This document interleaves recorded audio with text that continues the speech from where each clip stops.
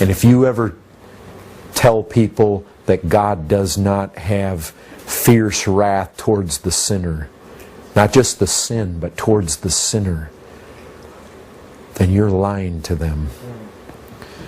Because I don't find verses that speak and show God to pour out wrath on sin. What's that? How do you pour out wrath on sin? Where is it? Listen to this. I'm just going to give you 5 verses that deal with God's wrath. You tell me who the recipients of the wrath are. Exodus 22:22. You shall not mistreat any widow or fatherless child. If you do mistreat them,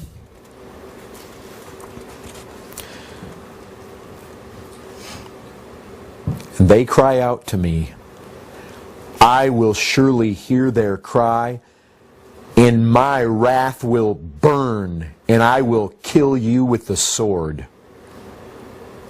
Leviticus 26:27. But in spite of this you will not listen to me, but walk contrary to me. Then I will walk contrary to you in fury. Psalm 21:8. Your hand will find out all your enemies. Your right hand will find out those who hate you. You will make them as a blazing oven when you appear. The Lord will swallow them up in His wrath, and fire will consume them.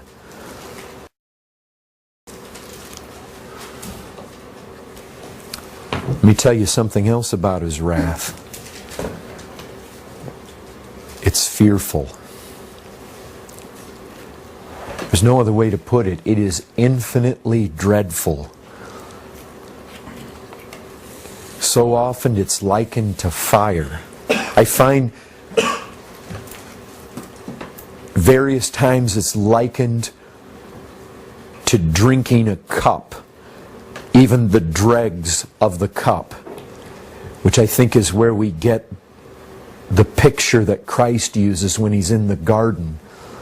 If it was possible, He was praying to His Father that He would be delivered from that cup, a cup of wrath. But more times than anything else in the Bible, you tell me, you listen to this, you hear what this wrath is likened to. Exodus 15:7. You send out your fury, it consumes them like stubble. 2 Kings 53:26, the burning of His great wrath. Psalm 21:9, you will make them as a blazing oven when you appear. The Lord will swallow them up in His wrath, and fire will consume them. Isaiah 66:15, for behold, the Lord will come in fire, and His chariots like the whirlwind to render His anger and fury and His rebuke with flames of fire. Jeremiah 4:4, circumcise yourselves to the Lord. Remove the foreskin of your hearts, O men of Judah and inhabitants of Jerusalem, lest my wrath go forth like fire, and burn with none to quench it because of the evil of your deeds. Ezekiel 21:31, I will blow upon you with the fire of my wrath. Ezekiel 38:19, my blazing wrath. Jeremiah 17:4, in my anger a fire is kindled that shall burn forever. Isaiah 30:30, in furious anger and a flame of devouring fire. Deuteronomy 32:22, for a fire is kindled by my anger, and it burns to the depths of Sheol, devours the earth and its increase, and sets on fire the foundations of the mountains. Deuteronomy 29:20, the anger of the Lord and His jealousy will smoke against that man. Folks,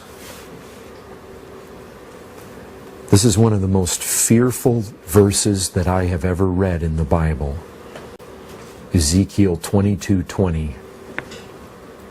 As one gathers silver and bronze and iron and lead and tin into a furnace to blow the fire on it in order to melt it, so I will gather you in my anger and in my wrath, and I will put you in and melt you.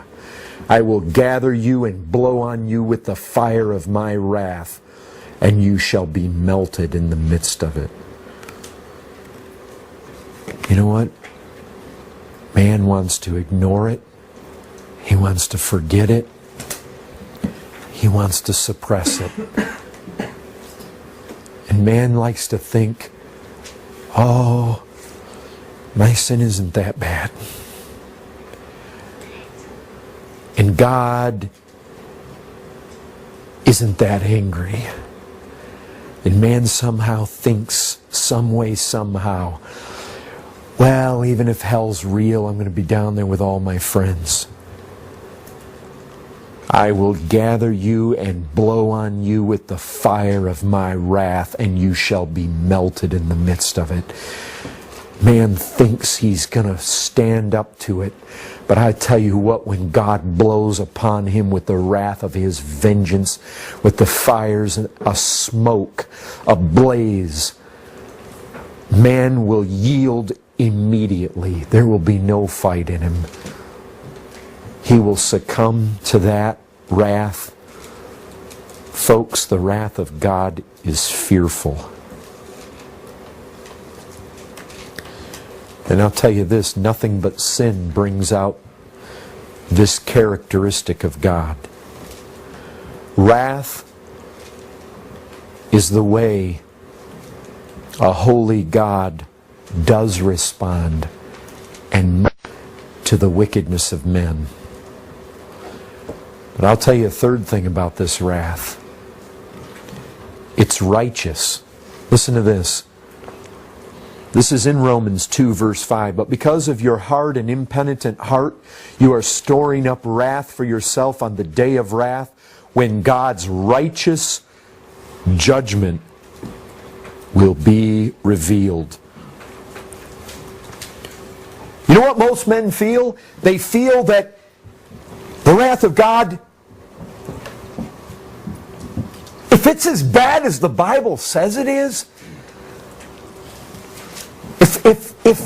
and the Bible says it's terrific, it's terrifying to the uttermost. If it's that bad, man looks at it and says, wait a second.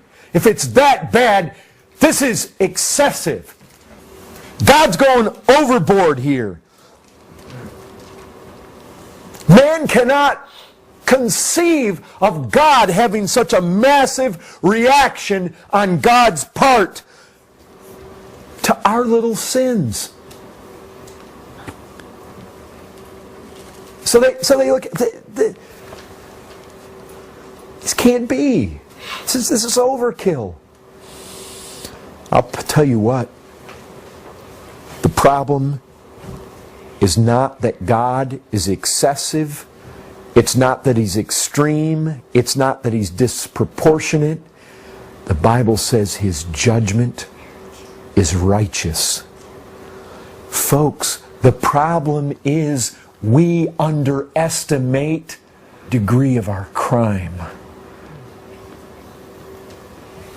Our guilt is on a level that we know not.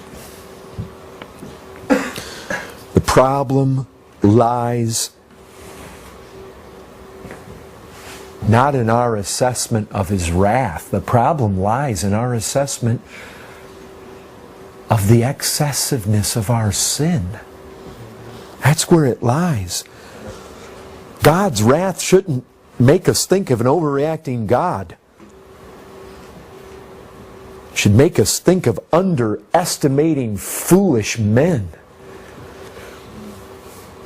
God's wrath is reasonable if we understand our sin.